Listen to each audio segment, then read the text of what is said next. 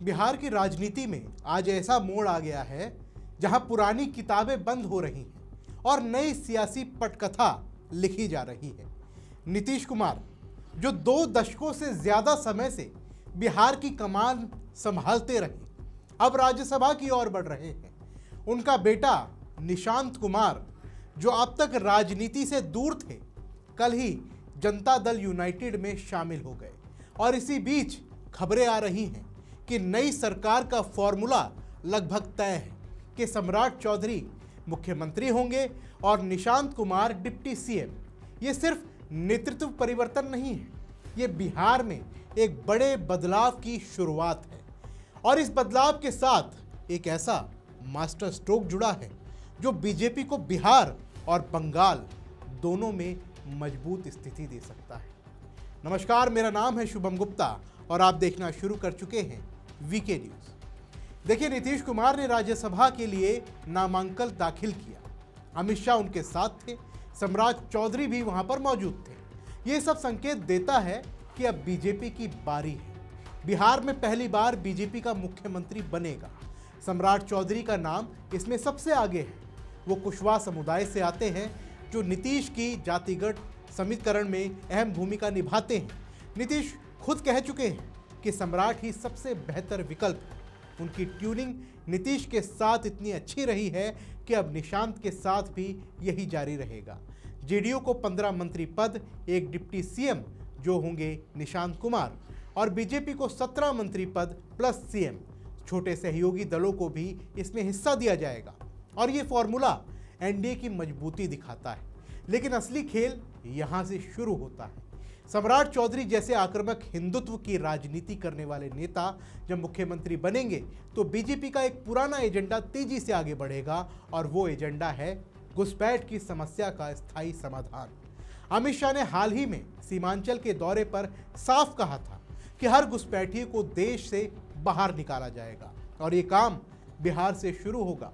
सीमांचल के किशनगंज, अररिया, पूर्णिया, कटिहार ये जिले बांग्लादेश और नेपाल की सीमा से सटे हैं।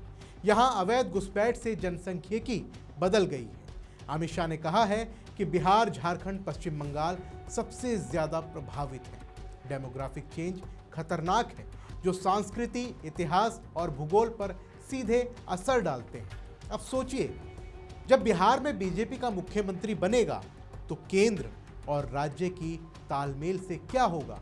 एक बड़ा कदम।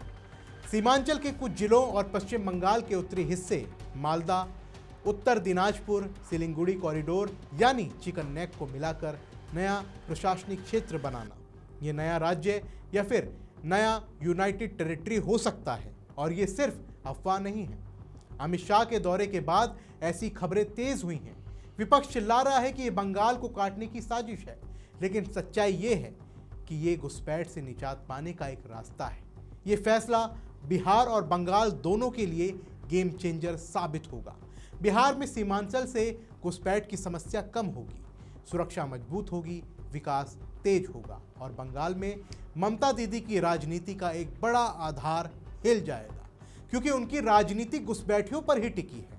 वोट बैंक, संरक्षण, तुष्टीकरण। अगर सिलीगुड़ी कॉरिडोर और उत्तरी बंगाल अलग हो जाता है तो टीएमसी का वोट बैंक कट जाएगा। उत्तर बंगाल में बीजेपी पहले से मजबूत है।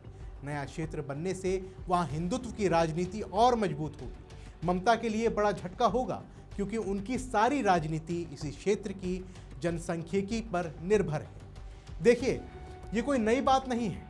अमित शाह ने फरवरी में ही सीमांचल में कहा था कि घुसपैठिए हटाए जाएंगे, डेमोग्राफिक कमीशन बनेगा, बॉर्डर पर 10 किलोमीटर के दायरे में अवैध निर्माण हटाए जाएंगे। जब बिहार में सम्राट जैसे नेता मुख्यमंत्री होंगे तो ये काम तेज होगा। केंद्र की मदद मिलेगी, राज्य सरकार साथ देगी, और नतीजा बिहार में एनडीए मजबूत होगा, बंगाल में टीएमसी कमजोर होगी। 2026 के बंगाल चुनाव से पहले ये संदेश जाएगा कि बीजेपी सिर्फ बात नहीं करती, काम करती है। निशांत कुमार का जेडीयू में आना भी इसी रणनीति का हिस्सा है।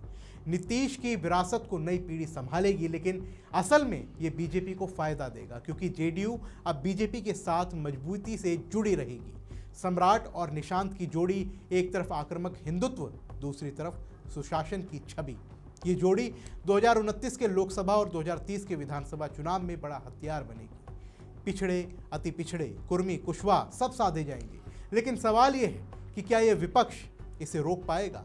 तेजस्वी यादव, लालू प्रसाद, उनकी पार्टी घोटालों और आपसी कलह में फंसी है। महागठबंधन कमजोर है और बीजेपी अब ड्राइविंग सीट पर है। नीतीश पिलियन पर थे, अब बीजेपी स्टीयरिंग संभाल रही है। बिहार की ये नई शुरुआत सिर्फ मुख्यमंत्री बदलने की नहीं है, ये राष्ट्रीय सुरक्षा, जनसांख्यिकी संतुलन और राजनीतिक संतुलन की एक लड़ाई है। घुसपैठ की समस्या से निजात पाना अब दूर नहीं है और जब बिहार में बीजेपी का सीएम बनेगा तो मास्टर कार्ड खेला जाएगा।